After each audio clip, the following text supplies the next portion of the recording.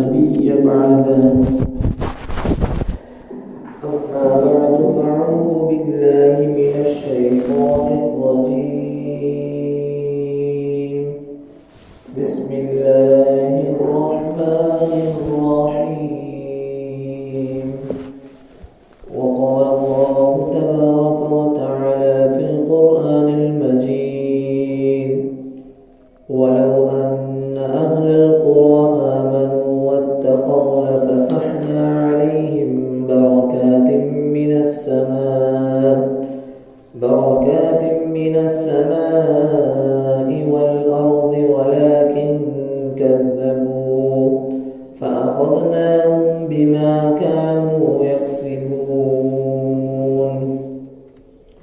صدق الله العظيم وصدق رسوله النبي الكريم، ونحن على ذلك لمن الشاهدين والشاكرين، والحمد لله رب العالمين. اللهم صل على محمد وعلى آل سيدنا ومولانا محمد وبارك وسلم وصل عليه. اللهم صل على محمد وعلى آل سيدنا ومولانا محمد وبارك وسلم وصل عليه. میرے عزیز دوستوں اور بزرگوں، دنیا میں ہر انسان یہ چاہتا ہے، اس بات کی خواہش رکھتا ہے کہ اللہ رب العزت میرے رزق میں برکت عطا فرما دے، میرا ذریعہ معاش کھل جائے، میرے ہاں معیشت کی تنگی نہ ہو، جو میری آمدن ہے اس میں میری ضروریات پوری ہو جائیں، جتنا مجھے مل رہا ہے اس میں میری تمام تر خواہشات اور ضروریات پوری ہو جائیں، میرے بیوی بچوں کا خرچہ اسی آنے والی آمدن میں پورا ہو جائے، اللہ رب العزت رزق کے اندر برکت عطا فرما دے۔ یہ ہر انسان کی خواہش ہوتی ہے، ہر انسان اس دنیا میں چاہتا ہے کہ میرے رزق میں برکت ہو جائے۔ اب برکت کہتے کسے ہیں؟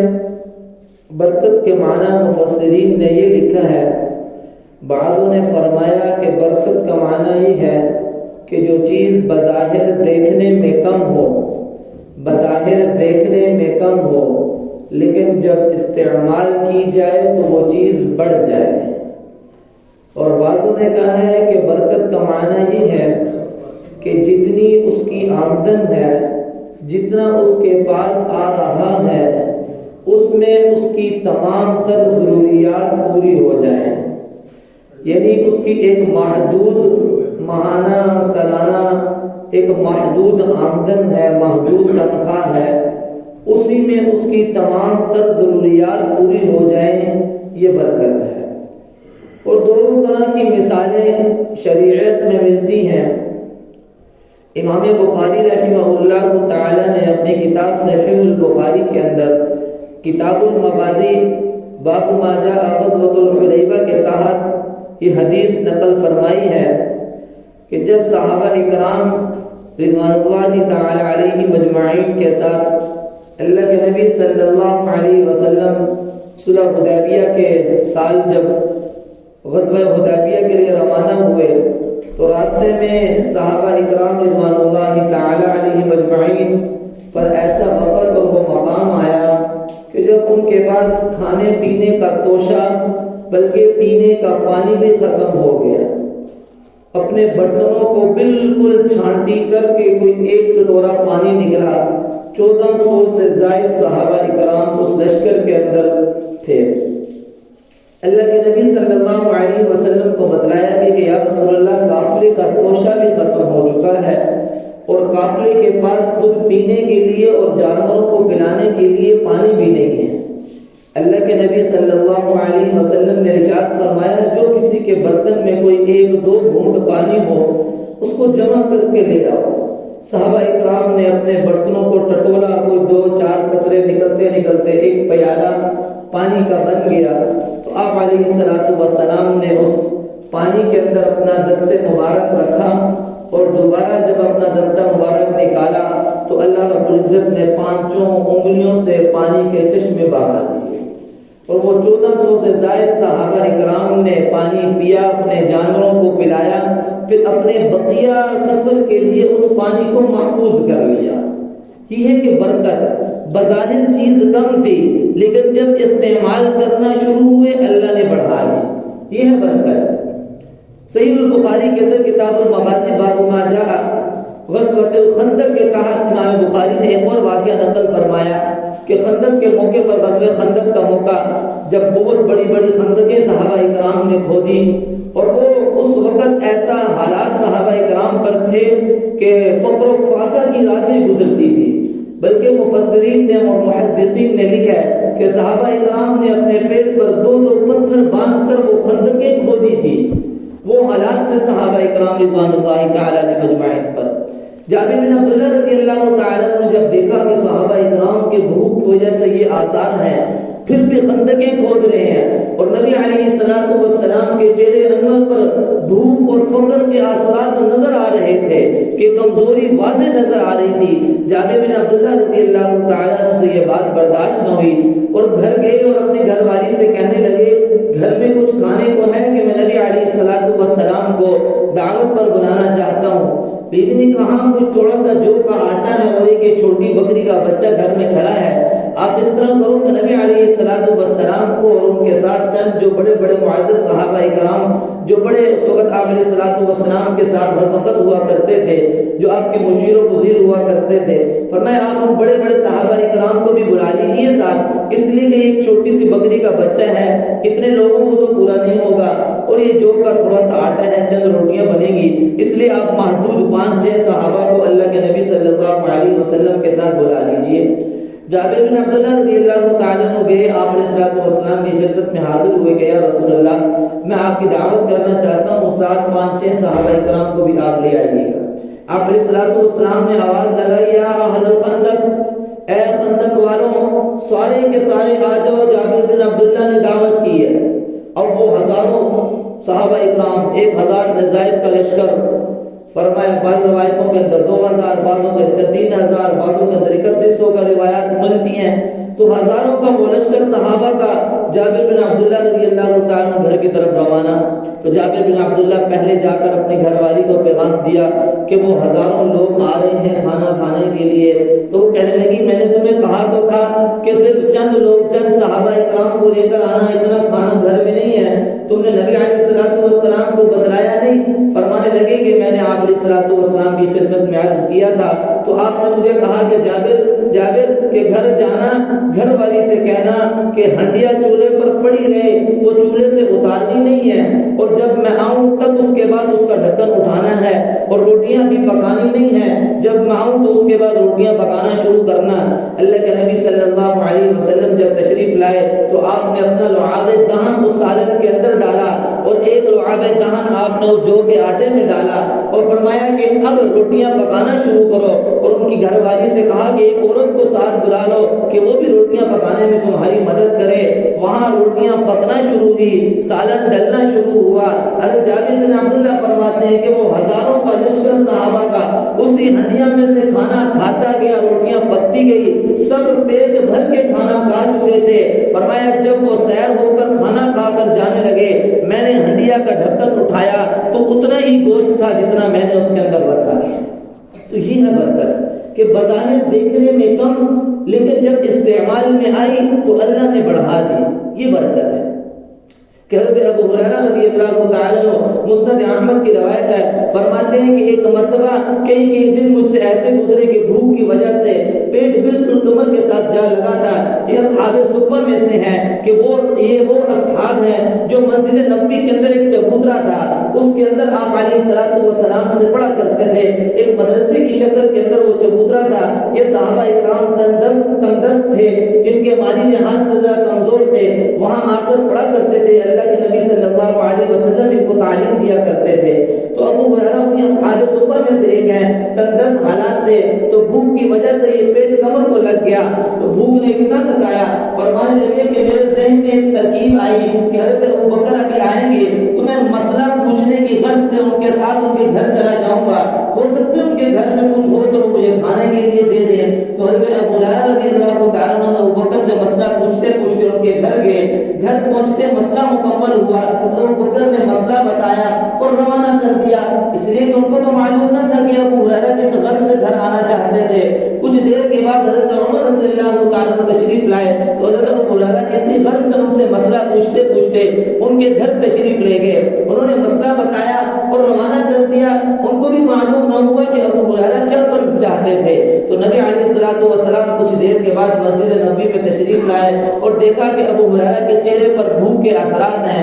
آپ علیہ الصلوۃ والسلام مسکرائے اور حضرت ابو ہریرہ رضی اللہ تعالیٰ عنہ کا ہاتھ پکڑا، فرمایا ابو ہریرہ چلو میرے ساتھ۔ آپ اپنے گھر میں لے گئے اور آواز دی گھر والوں کو، گھر میں کچھ ہے تو ہماری طرف بھجوا دو۔ اندر سے آواز آئی صرف ایک پیالہ دودھ کا ہے، اس کے علاوہ گھر میں کچھ کھانے پینے کو نہیں ہے۔ تو نبی علیہ الصلوۃ والسلام نے وہ پیالہ دودھ کا منگوایا اور ابو ہریرہ فرماتے ہیں کہ آپ علیہ الصلوۃ والسلام نے مجھے حکم دیا کہ ابو ہریرہ جاؤ صفہ کے اندر جتنے صحابہ اکرام ہیں سب کو بلا کر لاؤ۔ کہنے لگے کہ وہ 700 سے زائد صحابہ اکرام تھے۔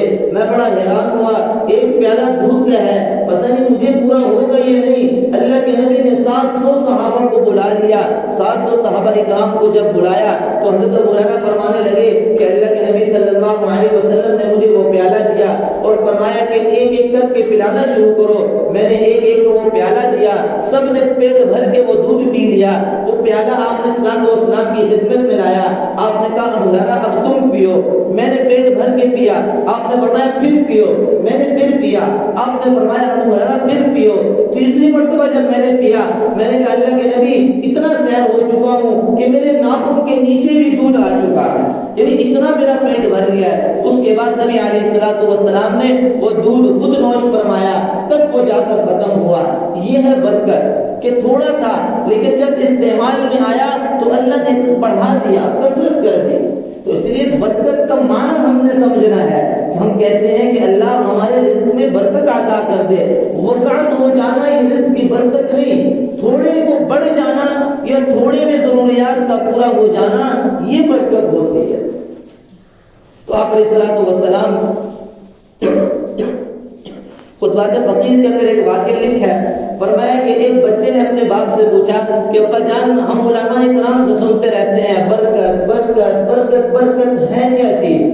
آج تک مجھے برکت کی سمجھ نہیں آئی۔ تو والد بھی تھا اللہ والا، اس نے کہا بیٹا یہ گھر میں الماری پڑی ہے، یہ آج سے 20 سال پہلے تیری پیدائش سے پہلے یہ الماری میں نے خریدی تھی، آج تک یہ الماری صحیح سلامت ہے، حلال پیسوں سے خریدی تھی۔ یہ ہے برکت۔ کیا مطلب کہ اگر جو چیز جس ضرورت کے لیے آپ نے لی ہے وہ چیز اگر جب تک تمہاری ضرورت اگر لمبے عرصے تک پوری کر رہی ہے تو یہ اس چیز کی برکت ہے۔ اگر وہ بہت جلد خراب ہو جاتی ہے، ختم ہو جاتی ہے تو یہ اس چیز کی بے برکتی ہے۔ علماء اکرام نے لکھا جیسے ایک انسان نے کروڑوں روپے لگا کر مکان بنایا، اگر اس مکان میں اس کو سکون اور راحت مل رہا ہے یہ اس مکان کی برکت ہے۔ فرمایا کہ اگر کروڑوں لگا کر بھی اس گھر میں سکون اور راحت نہیں مل رہا یہ بے برکتی ہے۔ اولاد ہے، اولاد کے اندر برکت کیا ہے؟ فرمایا اولاد اگر بھی اس کی فرما بردار ہے، اطاعت گزار ہے، اس کی آنکھوں میں ٹھنڈک ہے، یہ اولاد کی برکت ہے۔ لیکن اگر اولاد نافرمان ہے، اس کی بات مانتی نہیں ہے، اس کو تکلیف دیتی ہے، فرمایا یہ اولاد میں بے برکتی ہے۔ کہ بیوی کے اندر برکت کیا ہے کہ وہ شوہر کی جو ہے وہ مال کی حفاظت کرتی ہے، اپنے عزت کی حفاظت کرتی ہے، بچوں کی تربیت اچھی کرتی ہے، شوہر کی اطاعت کرتی ہے، یہ اس میں برکت ہے۔ فرمایا کہ اگر وہ اطاعت گزار نہیں ہے، اولاد کی تربیت صحیح نہیں کر رہی، یہ بیوی کے اندر بے برکتی ہے۔ تو برکت کا یہ معنی بھی ہے، برکت صرف یہ نہیں کہ ہم عام مہینے کے 1.5 سے 2 لاکھ روپیہ 3 لاکھ روپیہ ہمارے پاس آتا رہے، یہ برکت نہیں۔ کہیں ایسے آپ کو ملیں گے کہ لاکھوں آ رہا ہے، لاکھوں آ رہا ہے، کروڑوں آ رہا ہے۔ ہم جماعت میں تھے، میں نے کئی مرتبہ یہ واقعہ سنایا، تو ایک ساتھی مجھے کہنے لگے کہ یا دعا کریں، کچھ قرضہ ہے اللہ اتار دے، فلاں محکمے کے ملازم تھے۔ میں نے کہا کتنی تنخواہ ملتی ہے؟ کہنے لگے تقریباً 5.5 لاکھ کے لگ بھگ تنخواہ ہے، پریشان ہے۔ ہم نے کہا انشاءاللہ دعا کریں گے۔ کچھ عرصے کے بعد مجھے فون کر کے کہنے لگا کہ میری پروموشن ہو گئی ہے اور میری اتنے فیصد تنخواہ بڑھ گئی۔ میں نے کہا اب کتنی ہوگی؟ کہنے لگا 8 لاکھ روپے۔ میں نے کہا اب تو گھر کے حالات ماشاءاللہ بہتر ہوں گے۔ کہنے لگا کہاں مولانا صاحب، سوچ رہا ہوں گاڑی بیچ دوں، قرضہ بڑھ گیا۔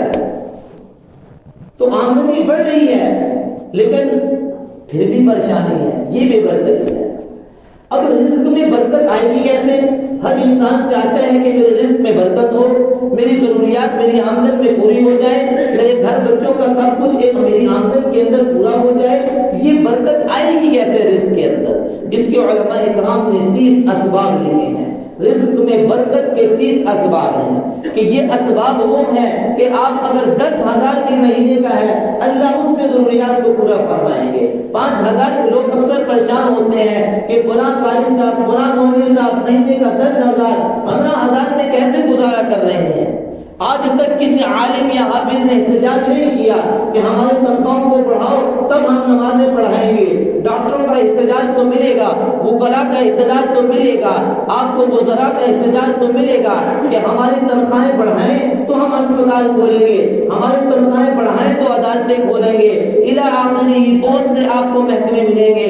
لیکن حفاظ اور قراء اور علماء کا محکمہ آج تک آپ کو سڑکوں پر نہیں ملے گا کہ ہماری تنخواہیں بڑھاؤ تو جمعہ اور نماز پڑھائیں گے، تمہارے بچوں کو قرآن کی تعلیم دیں گے۔ آج تک ایسا مطالبہ سننے کو نہیں ملا۔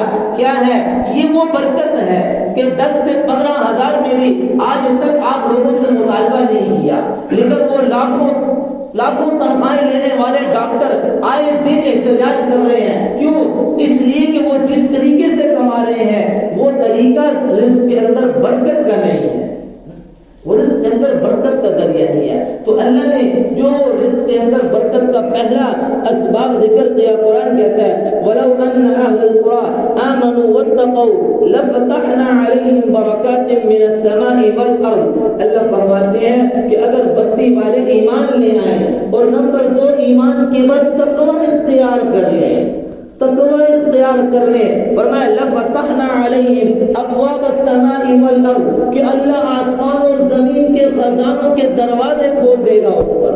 یہ برکت کا پہلا سبب ہے کہ ایمان کے بعد انسان کی زندگی میں تقوی آ جائے، یہ اس کے رزق میں برکت کا سب سے پہلا ذریعہ ہے۔ آج ہمارے رزق میں بے برکتی کیوں؟ کہ ہماری زندگی تقوی سے خالی ہے، ہماری زندگی میں اندر تقوی نہیں ہے۔ صحابہ اکرام کے پاس کھانے کو نہیں تھا لیکن زندگی خوشحال تھی۔ زندگی کیوں خوشحال تھی؟ اللہ نے فرمایا کہ ان کی زندگی کے اندر تقوی تھا۔ ہم نے آسمان اور زمین کے دروازے رزق کے ان کے لیے کھول دیے تھے۔ آسمان کے دروازے کھولنا کیا؟ کہ اللہ پر وقت بارشیں برسائیں گے، تمہاری فصلیں خراب نہیں ہوں گی، بے موسمی بارشوں سے فصلیں خراب نہیں ہوں گی۔ اور زمین کے اللہ نے دروازے کیا کھول دیے کہ جہاں آج ہماری زمین سے فصل اگتی ہے کہ اس سال فصل کم ہوگی، اس سال فلاں چیز کم ہوگی، اس سال فلاں چیز کم ہوگی، یہ دراصل زمین کی خزانے اللہ کی طرف سے بند ہے۔ یہ بے برکتی ہے۔ کیوں؟ اس لیے کہ آج ایمان والوں کی زندگی سے تقوی نکل چکا ہے۔ تو رزق کی برکت سب سے پہلی تقوی۔ تقوی کسے کہتے ہیں؟ فرمایا اوامر کو ماننا اور نواہی سے بچنا، یہ تقوی ہے کہ جن چیزوں کا اللہ نے حکم دیا ان چیزوں کو زندگی میں لے آنا، اور جن چیزوں سے اللہ نے روکا ان چیزوں کو زندگی سے نکال دینا، یہ تقوی ہے۔ آج ہمیں جن چیزوں کا حکم نماز کا، روزے کا، زکوٰۃ کا، حج کا، آج وہ ہماری زندگیوں میں نہیں ہے۔ نماز زندگی میں میری نہیں ہے، روزہ میری زندگی میں نہیں ہے، زکوٰۃ ہماری زندگی میں نہیں۔ زکوٰۃ کا موقع آتا ہے، ہیلے بہانے کر کے زکوٰۃ سے جان چھڑا لیتے ہیں۔ رمضان کا مہینہ آتا ہے، ہمیں کتنے بغیر روزے والے ملتے ہیں۔ نماز کا وقت آتا ہے، ہمیں مسجد میں کتنے ملتے ہیں۔ یہ تقوی ہماری زندگیوں میں نہیں ہے کہ اللہ نے جن چیزوں کا حکم دیا ان چیزوں کی طرف آنا ہمارے بس میں نہیں، ہم آنا ہی نہیں چاہتے، اور نواہی کہ جن باتوں سے اللہ نے روکا وہ آج ہماری زندگیوں کے اندر سر فہرست ہے۔ اللہ نے چوری سے روکا، آج چوری عام ہے۔ اللہ نے ڈاکے سے روکا، ڈاکہ عام ہے۔ زنا سے روکا، زنا کی ہڈی عام ہے۔ اللہ نے بے حیائی سے روکا، بے حیائی عام ہے۔ کہ اللہ نے دھوکہ دہی سے روکا، ہر دکان والا دھوکہ دہی کے اندر عام ہے، ہر ریڑھی والا دھوکہ دینے میں عام ہے۔ جیسے میں نے پہلے بھی کئی مرتبہ چاہتی واقعہ سنایا ہو، ہم عمر کوٹ سندھ کے اندر تھے، وہاں پر تقریباً 95% ہندو کی آبادی تھی، ہندوازم تھے۔ تو میرا وہاں بازار جانا ہوا، ہم بازار سے کافی دور تھے، تو ہم نے کہا کہ اکٹھا ہی کیوں نہ سبزی لے لی جائے۔ تو ہم نے وہاں سے ایک پیٹی ٹماٹر کی لی۔ میں نے اس سے یہ پوچھا، بڑا صاف ٹماٹر اوپر، میں نے کہا کہ یار اسی طرح کا ٹماٹر نیچے بھی ہوگا نا جیسے اوپر رکھا ہوا ہے۔ وہ ہندو مارکیٹ تھی، ہندو تھے، بڑے غصے سے اس نے ایسے مارکیٹ کے اندر ٹماٹر پھینکا اور مجھے کہنے لگا مولانا صاحب دیکھ لو اس میں ایک ٹماٹر بھی خراب نہیں، میں مسلمان نہیں ہوں، ہندو ہوں۔ کہ آج وہ بھی جانتے ہیں کہ مسلمان کی زندگی میں وہ چیزیں ہیں جن سے اللہ نے منع کیا ہے، مسلمان کی زندگی میں وہ چیزیں نہیں ہیں جن سے اللہ نے جن کو حکم دیا ہے۔ آج وہ غیر مسلم بھی مانتا ہے، لیکن مسلمان ماننے کو نہیں۔ زندگی میں اپنی کتنی ٹس سے مست دنیا میں ایسا لگا ہوا ہے کہ آج میری جیب میں 1000 ہے تو کل 2000 آ جائے، آج 2000 آیا کل 10,000 آ جائے، اس کی چھلانگ تو لگی ہے۔ یہ نہیں فکر کہ آج نماز پڑھی تو 2 پڑھ لوں، 2 پڑھی تو 3 پڑھ لوں، 3 پڑھی تو 4 پڑھ لوں، 5 پڑھ رہا ہوں تو نوافل اور تہجد میں آ جاؤں، اس کی فکر نہیں۔ پھر رزق میں برکت کہاں سے؟ ہمارے محدثین اکابرین کی زندگی کیونکہ تقوی والی تھی، پھر اللہ رب العزت کیسے تقوی والی تھی، ایسے تو اللہ نے ان کے مال جان کے اندر برکتیں عطا نہیں کی۔ ایک آخری واقعہ بیان کرتا ہوں، حافظ ابن حجر رحمہ اللہ تعالی نے حدیث الصاری کے اندر، بخاری کی شرح حدیث الصاری کے اندر امام بخاری رحمہ اللہ تعالی کا ایک واقعہ نقل کیا۔ فرمانے لگے کہ امام بخاری رحمہ اللہ تعالی نے ایک مرتبہ اپنا گھر منتقل کرنے کا ارادہ کیا، ایک شہر سے دوسرے شہر جانا چاہتے تھے، تو گھر کا سامان کچھ زیادہ تھا، ضرورت کا نہیں تھا، تو سوچا اس سامان کو بیچ دوں، اتنا سفر میں کیسے لے کر جاؤں گا۔ تو نیلامی کہا کہ میں اس سامان کو بیچنا چاہتا ہوں۔ کچھ تاجر تھے، وہ آئے، انہوں نے سامان دیکھا، سامان پسند آیا، ان سے جو ہے وہ ہماری زبان میں ڈیل کی، خرید و فروخت کا جو طے ہوا۔ تو امام بخاری رحمہ اللہ تعالی نے فرمایا کہ 3 دن کی مہلت دو، میں بھی 3 دن سوچتا ہوں، تم بھی 3 دن اس کو سوچ لو، اس کے بعد یہ لین دین کر لیں گے۔ انہوں نے کہا ٹھیک ہے۔